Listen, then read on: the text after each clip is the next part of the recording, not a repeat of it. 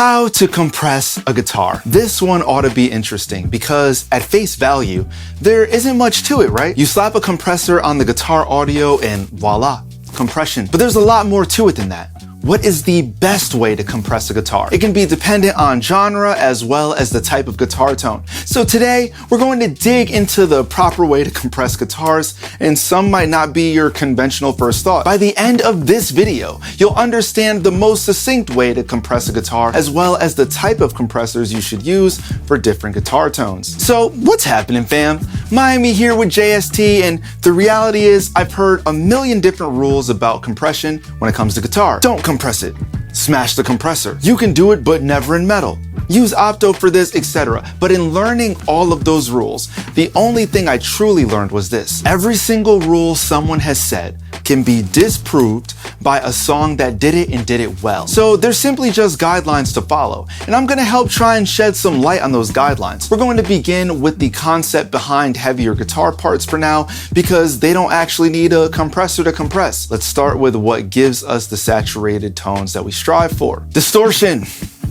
Whether you realize it or not, distortion is a form of compression. If compression is used to bridge the gap between the highest and lowest peak of an audio waveform, what's different about the use of distortion? When's the last time that you looked at a waveform of a heavily distorted guitar tone? It's essentially just a block of a waveform in most cases, right? Compression is used to get dynamics under control, but heavily distorted guitars already don't have many dynamics. So in this instance, distortion is your first wave of compression. Let's take a listen to that.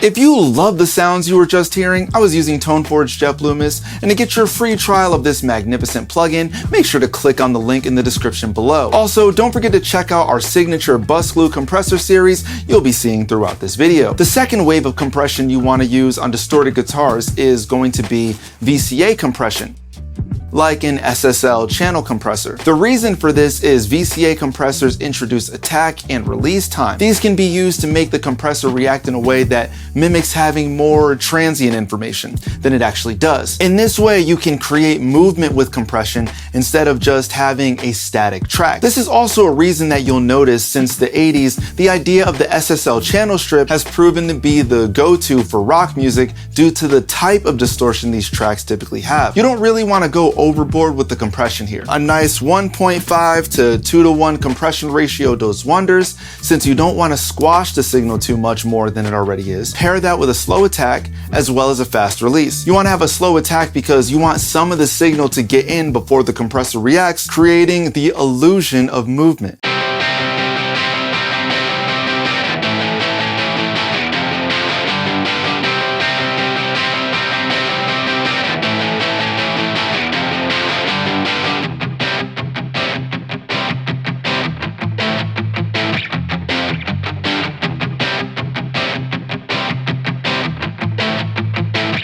And of course, the 3dB rule for gain reduction works great here. The last thing you want to do is push it into the red. But there is one thing that I do need you to push into the red, that subscribe button. Make sure you also hit the notification bell and like button, especially if you feel like my transition game is still crazy. Back to compression. And you could consider this next step to be the third wave of compression for heavier guitars. Limiting. Limiting is the simplest form of compression in rock and metal music. A limiter has more than a 10:1 ratio. Even though these sounds are already extremely compressed through the means of distortion, limiting the source gives you the control of making sure no peaks are clipping and can be thought of as the final step to getting your dynamics under control. Think of it as the cherry on top, as it works for bass and electric guitars very well.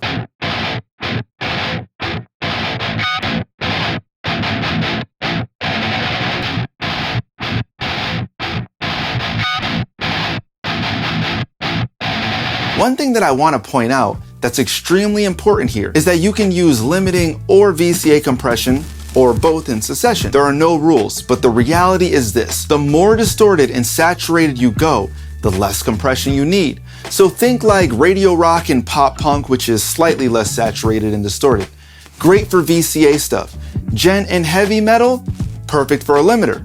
The more you're distorting, the more you're compressing. And with a limiter, you never want to push it too hard. You just want to tame the guitar signal. The reality is the heavier the music is, the less dynamics you would want in your guitars anyways, right? So it only makes sense that you would choose a limiter to even out the peaks and valleys instead of trying to create them with a compressor. But not everybody in the world loves working with extremely distorted guitars. Don't worry, there are some tips and tricks here for the clean and mid-gain users as well. When you're working with clean guitars, you want to use compressors that don't add any distortion, so you can just take compressors that are FETs out of your mind. Opto and tube compressors are the best bet when it comes to clean guitars. What makes them the better choice is they're smoother and have a slower reaction time. Beyond that, the sonic signature of the compressor itself is what matters in these situations. Clean guitar tracks tend to have lots of dynamic information, and that's a good thing. We like that. We want a nice smooth compression to come into play to let the clean tracks breathe and not be so sterile. If we tried to do the same approach with heavily distorted guitars,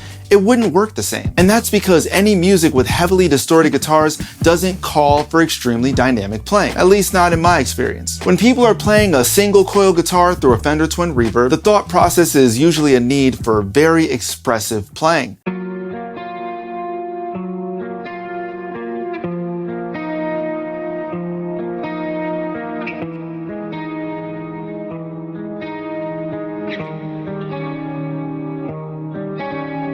When playing something extremely rhythmic and transient heavy, you want to reach out for our good old friend, the VCA compressor. And another thing, I realize I almost never talk about acoustic on this channel, but that's about to change right now.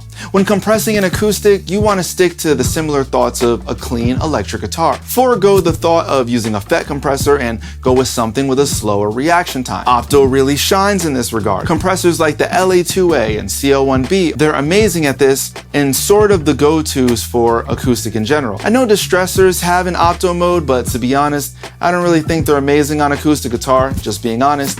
Tube compressors are great for adding some color to the acoustic guitar, and the best thing about opto and tube compressors is they don't kill the dynamics, they keep the acoustic still feeling very alive.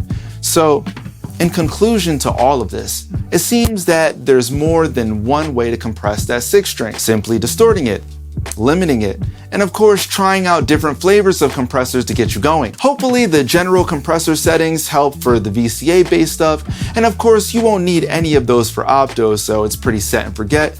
Just make sure you're not smashing it too hard because that wouldn't be beneficial for what is trying to be achieved with slower music or with acoustic style playing. This will help you get closer to the path of getting compression under your belt, one instrument at a time. Was there a point that you thought that a FET sounded amazing on an electric guitar? Do most of these concepts make sense in the interim of mixing? Leave it in the comments below, and I will chat with you fine fellows soon, like I always do. If you're an engineer on the come up, give this video a thumbs up.